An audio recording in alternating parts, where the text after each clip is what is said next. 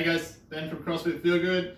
Today we're going over everything double unders. So first things first, we want to make sure we have the correct length in rope. So we want to stand in the middle, pull the handles up, and they should be at your armpits. Okay, so if you do that and they're not, you might want to adjust your rope first. Okay. From here, we've got basically three main points that we want to look at. So we want to look at our jump, our wrists, and what our elbows and our shoulders are doing. Okay, so first off with the jump, even with this, you don't even need your rope, you can just practice. So we want to feel like our feet always stay underneath us. Common problem you see is people go into that pike position as they jump, or they'll tuck their feet up behind.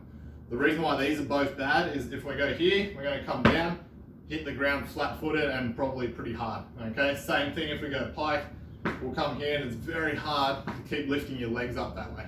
Okay, what we want to think is a nice smooth jump with soft knees. Okay. So we want to feel like that, we're just bouncing off our calves each time, okay? So that's the first thing. With our wrists, we want to feel like our wrists are constantly doing those little circles, okay? We don't want to feel like we're trying to do one, and then the next one, and then the following, okay? So keep the wrist moving the whole time.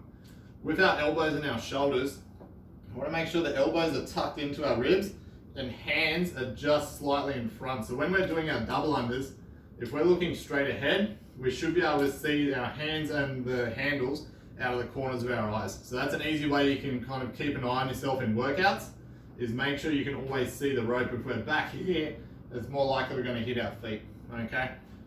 With the arms, if our arms go out too wide, you can see how that shortens the rope up and it's going to hit me in the shins, okay?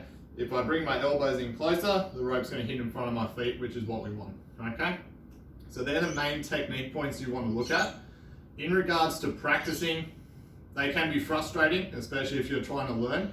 So you always want to set yourself in your session either an amount of reps or an amount of time of practice, okay? That way you won't get frustrated, throw the rope away, and then you just walk away from it, okay? So always have a goal in mind that you want to get to. That might be 10 reps, that might be practice for 5 minutes before and after each class, something like that. Just have a goal that you're always working towards, okay? So when you're first learning double unders, what I like to get people to do is single, single, and then a double under on their third attempt, and then keep that going until you can do 10 in a row. Once you can do that, we want to think single, double, single, double. Once we got that, then we'll just repetitively go into our double unders, okay? So what the single, single, double will look like.